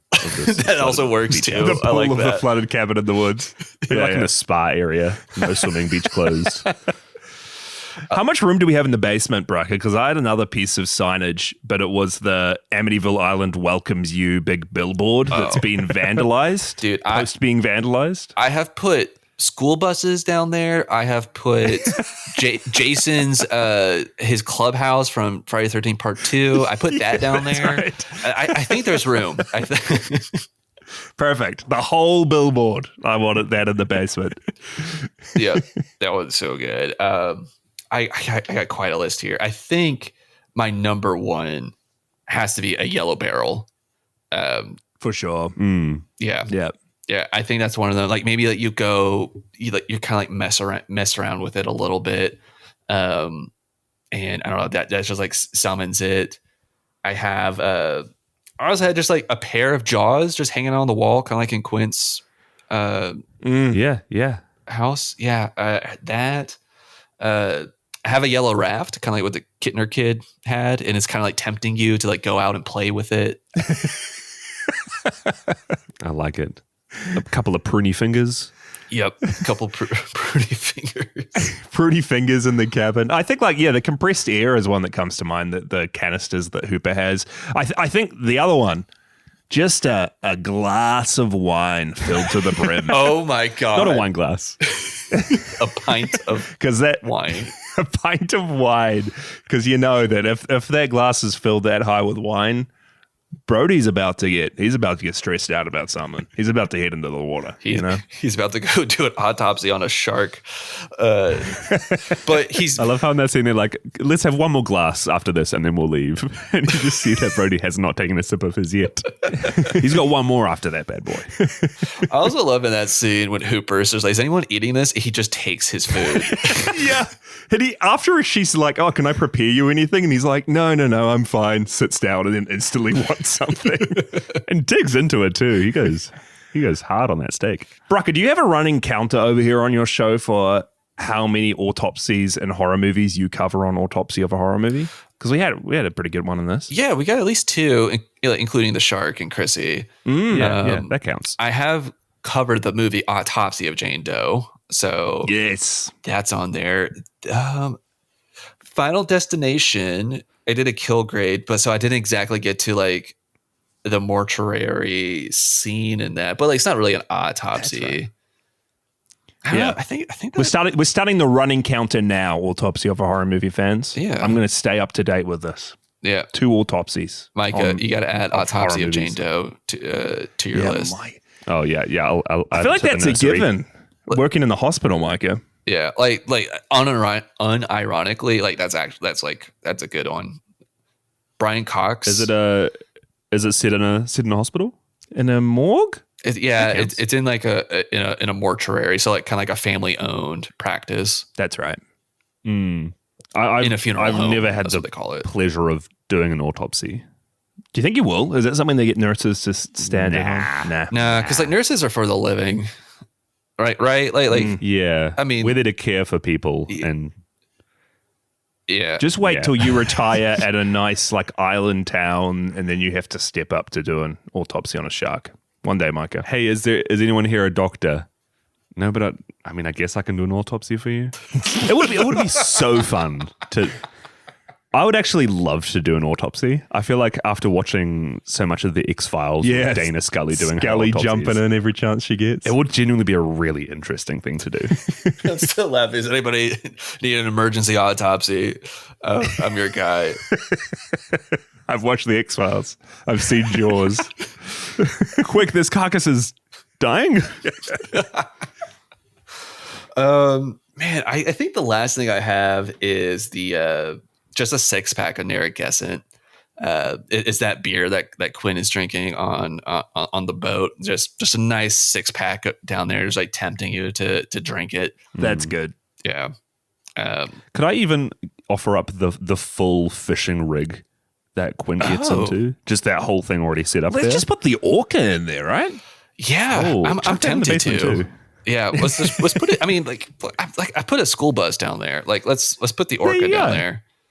That one's good because you'll go in there and then like as you're hanging out, you just somehow it'll work out to where like the shark is already like trying to bust its way in, and as you enter it, Yeah.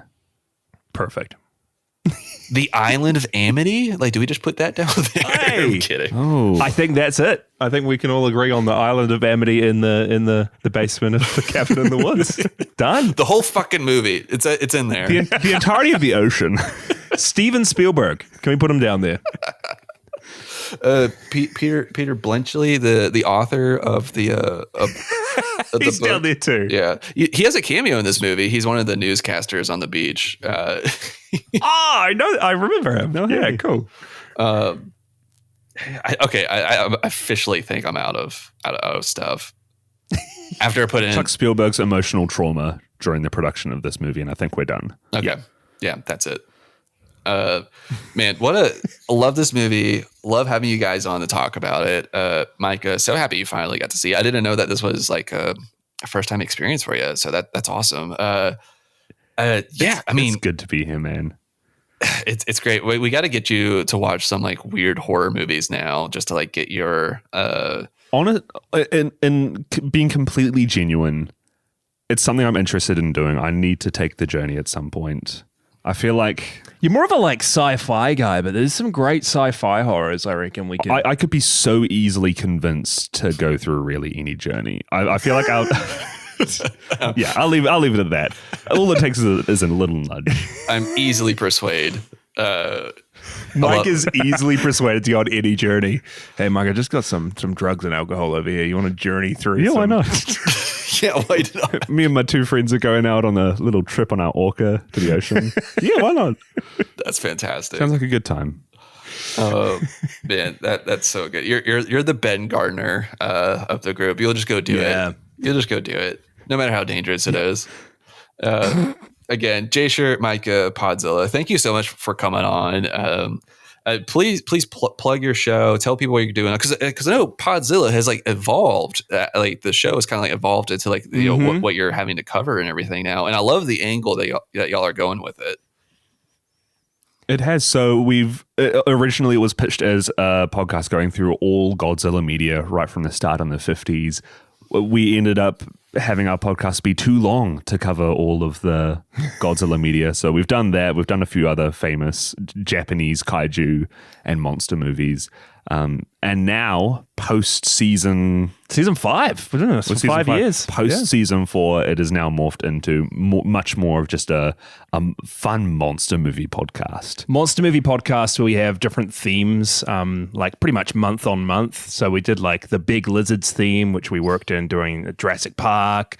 Recently did the Box Office Giants theme, which this Jaws works really well in, just movies, monster movies, or movies with giants that made a lot of money. And then in August now, we're kind of flipping our whole kind of formula.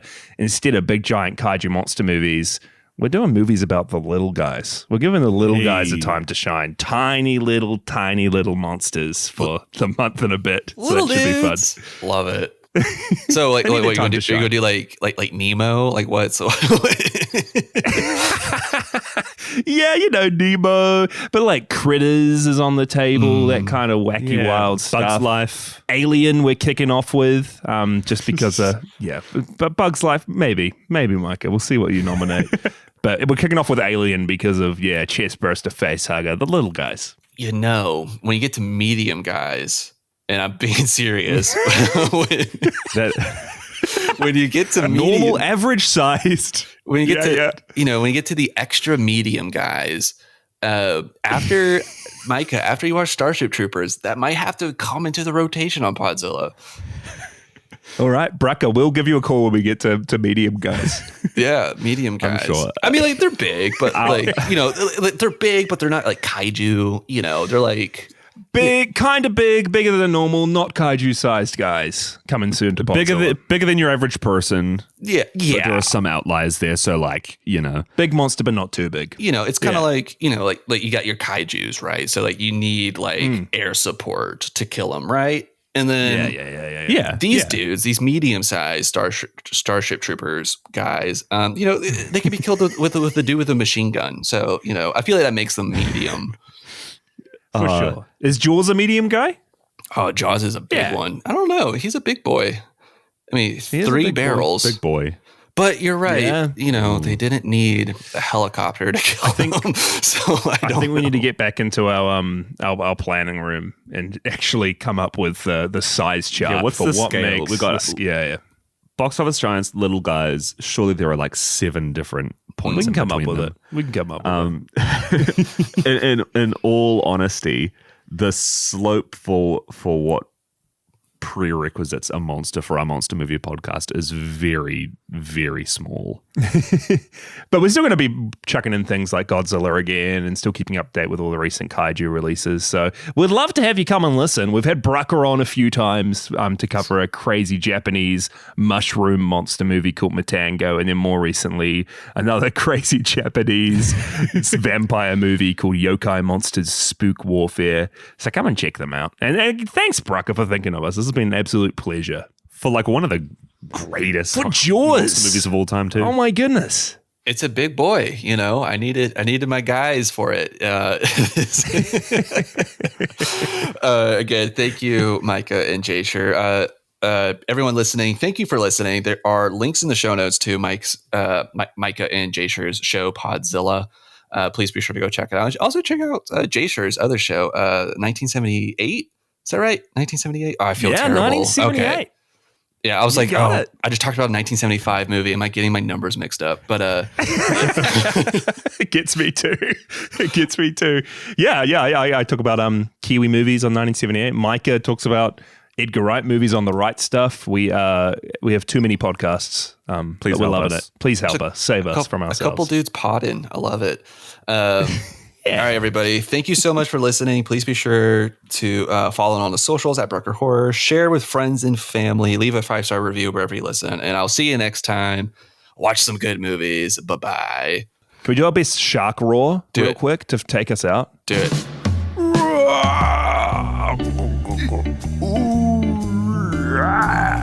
That's good.